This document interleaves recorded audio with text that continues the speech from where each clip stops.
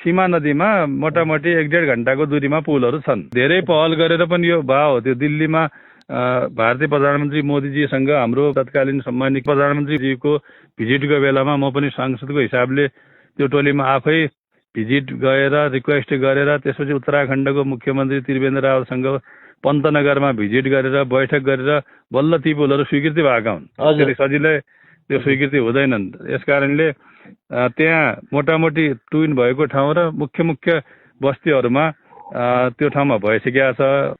अहिले टुइन रहेको ठाउँ दुमलिङ मात्रै हो, जो अहिलेको चर्चामा आएको कुरा र अस्ति भिडियोमा तर्न देखाएको कुरा र सबै कुरा त्यो ब्यास गाउँपालिका वडा नम्बर 2 दुमलिङको हो। त्यो सीमा नदी महाकालीमा हो।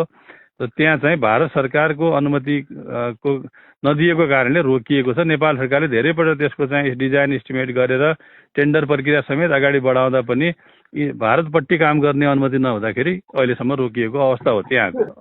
त्यो चाहिँ दुमलिङमा एकदम जरुरी हो। त्यो फेरि 1 नम्बर प्रायोरिटी नै हो। त्यो सबभन्दा दुर्गम ठाउँ, त्यहाँ चाहिँ हुनै पर्ने हो। त्यहाँका जनताले दुःख पाएका छन्। त्यसको लागि हाम्रो पहल पनि 1 नम्बरमै प्राथमिकता थियो। तर दुर्भाग्यवश नेपालपट्टिको पर्याप्त प्रयास हुँदा पनि भारत सरकारको अनुमति बिना त्यो अगाडि बढ्न सकेका छैन। खालि चर्चामा आउने कुरा आफ्नो हो। धरानमा कति झोलुङ्गे पुल बनाएका छन् र दार्चुलामा अहिलेसम्म कति तुलना गरौँ त ल, एउटा सर्वे टिम पठाइदिन भन्नुहोस्। दार्चुलामा कति 100 झोलुङ्गे पुल बनाएका छन् र धरानमा कति 100 पुल बनाएका छन्, त्यसमा कम्पिटिसन गरौँ नि त। राम्रै कुरा सोचेर गर्नुभयो होला। म उहाँलाई, उहाँको भावनाप्रति म गलत भन्दिनँ। उहाँलाई म सम्मान गर्छु।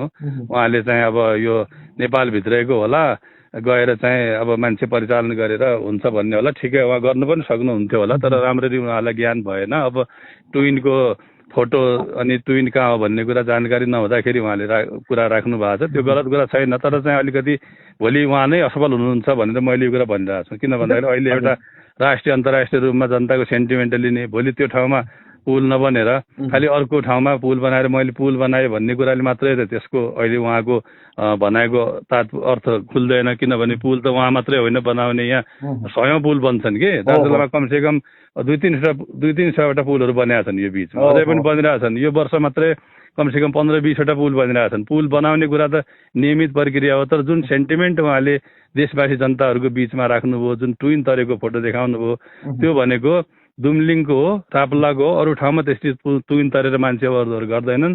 नेपाल सरकारलाई पनि त्यो किसिमको प्रेसर कायम गर्दा र भारत सरकारसँग पनि कूटनीतिक पहलमा सहयोग गर्यो भने त्यो एकदमै स्वागत योग्य कुरा छ। म हर्क साङपाङजीलाई पनि त्यो त्यहाँपट्टिको चाहिँ पहल गरिदिनुको लागि अनुरोध गर्न चाहन्छु।